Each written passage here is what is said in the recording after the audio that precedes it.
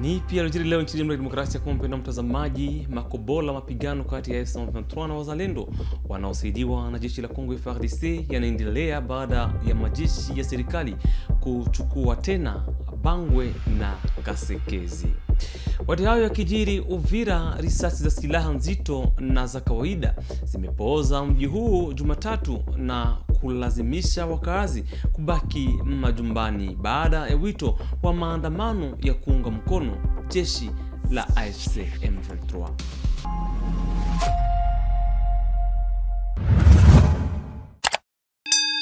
Hali imeendelea kuwa ya wasiwasi Jumatatu hii huko Makobola.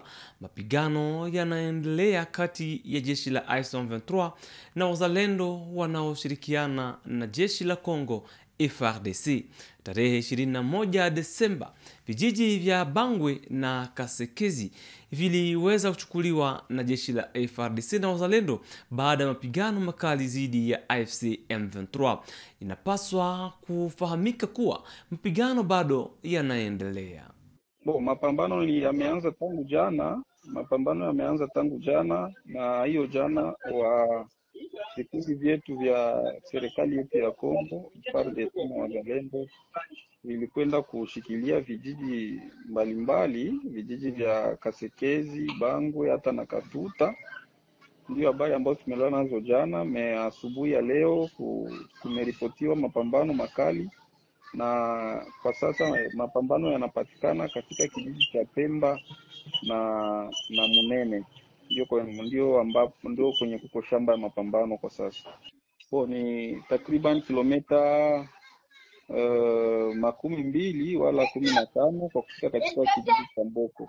Katika jiji kuu la Baraka inapaswa kuwa kilomita 16 ama 15. Kwa sasa wakaaji wengi wamebaki katika manyumba zao na wengine wamekimbia, wanakamata njia ya kuja Mboko wengi, na wengine wamerudi Uvira.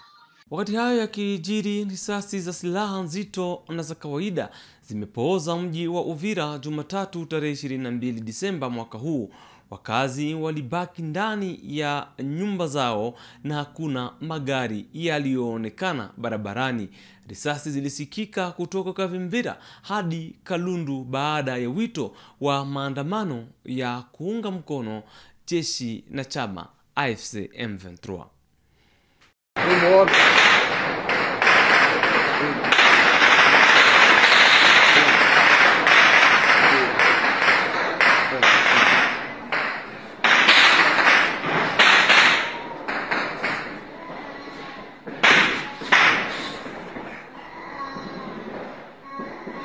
Natari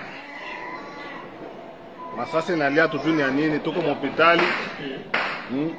Bengine wanafitana chini ya vitanda. Ona mtu ona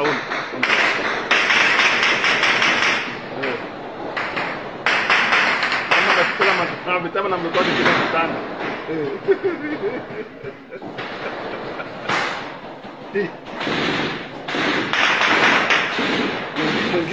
Mwingine iko chini hivi, iko chini ya kitanda hivi. Kitanda anacha kitanda na kitanda. Mwingine huyo hapo. Ndio wakulondola ndio bana acha ndio baba liko chini ya vitanda.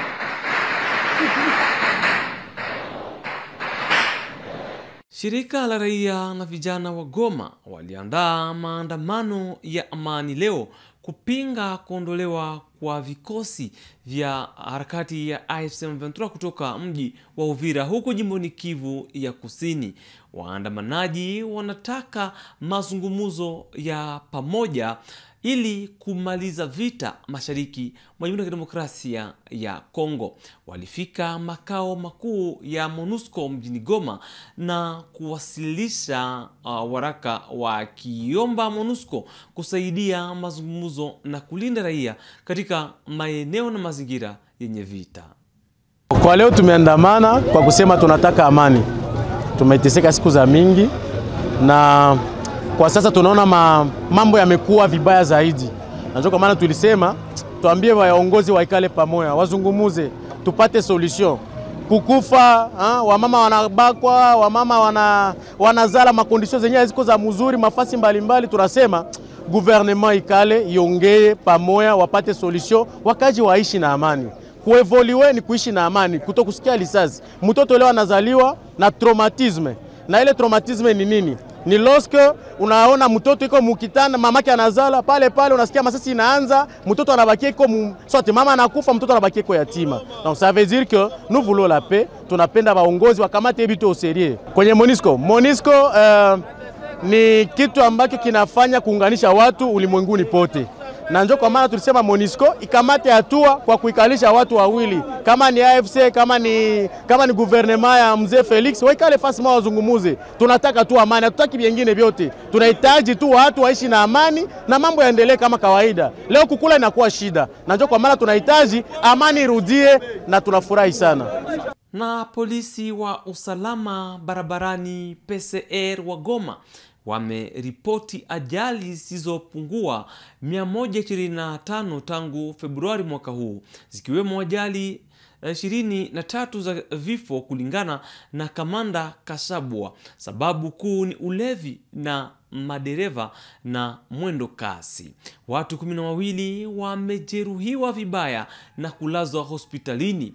PCR ambao ni polisi inawaomba madereva wote kuheshimu sheria za barabarani, alama za trafiki na mwendo unaoruhusiwa, hasa katika kipindi cha siku kuu za mwisho wa mwaka ambacho huwa na msongamano mkubwa wa magari. Kwanza mwezi wa pili tulisha enregistre 125 accidents. Mwazile 125 accidents muko 23 accidents mortels. Mwazile zote muko ma accidents corporels ya watu wenyewe walirumiaka, wenyewe kwa do wenyewe walirumia vibaya ni watu 12. Mais wale 23 au walikufa juu ya ma excès de vitesse na ma ivresse au volant. Zingine zote ni makasi simple zenye tulisha takaza sécurité sana juu ya circulation routière. Maintenant nimeomba conducteurs wote ba respecter code de la route. Surtout unajua mwaima siku ya bonne année ya mafete, unakutana mtu anataka kunyumba na gari na familia yake yote, asema naenda kwa mafete, kufika kule wanakunya wanarewa. Wakati unakamata bibi watoto na we papa, unakamata gari unawatia mugari moya, unaenda unarewa pamoja nabo, unatia familia yako andanje. Tushatia nani mamistari mubarabara ba respecter ile maare, hapana kwenda simama kwenye hakuruhusu. Baada ya siku kadhaa za utulivu, mapigano yalizuka tena Jumatatu kati ya wazalendo ACNDH na AFC M23 katika kijiji cha Mbuhi, eneo la Masisi, Kivu Kaskazini. Hali hiyo ilileta hofu kwa wakazi na kusimamisha shughuli za kila siku. Maelezo naye Simeose Masaka. Kwa mjibu wa duru zetu za pahali, mashambulizi yalianzishwa na wazalendo baada ya siku kadhaa ya utulivu. Mapigano hayo yaliyotumiwa silaha nzito na ndogondogo yalivuruga shughuli za kijamii katika kijiji hiki. Baada ya takribani saa 3, hali ilionekana kwa utulivu kwa muda, lakini hofu bado imeendelea kuonekana, kwani wakazi hawajui ni nani anadhibiti eneo hilo na wanaogopa kurejea tena kwa mapigano. Mapigano yalikuwa makali tangu asubuhi. ACNDH waliweza shambulia wakati ambapo M23 walikuwepo, lakini hawakuwa na nafasi maalum. Wakazi wote walijifungia manyumbani mwao, ameweza kunena mkazi wa mmoja wa pahali bila kutaja jina lake. Wakati huo huo, wanaume wenye kumiliki silaha na kuzaniwa kuwa ni wazalendo waliingilia kijiji cha Pilot usiku na kumteka mkazi mmoja ambaye hadi sasa hajulikani ni wapi aliko. Pilot ipo karibuni kilomita 2 kutoka Mweso ya Kati kwenye barabara kutoka Kichanga kuelekea Kalembe, na imekuwa ni hali ya ukosefu wa usalama kwa zaidi ya miezi 2 sasa. Matukio hayo yametokea na kuripotiwa wakati uongozi wa eneo na jeshi wanaendelea kuzidisha ulinzi kwa ajili ya sikukuu katika sehemu hii ya tarafa la Masisi.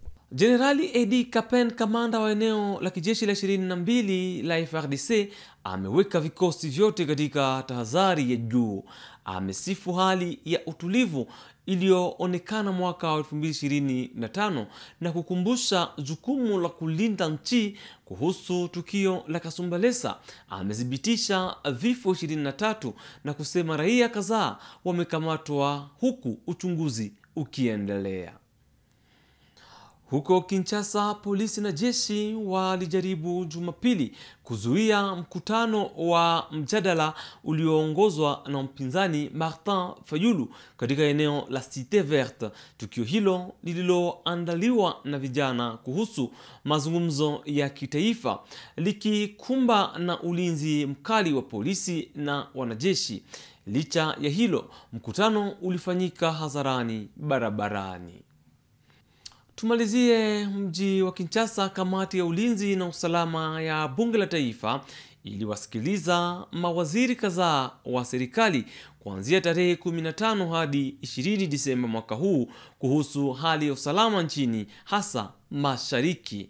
Makamu wa waziri mkuu, waziri wa ulinzi Guy Kabombo Mwadiamvita pamoja na makamu wa waziri mkuu wa mambo ya ndani Jacquemain Shabani Luko walihojiwa na kupewa muda wa masaa 48 kukamilisha majibu yao.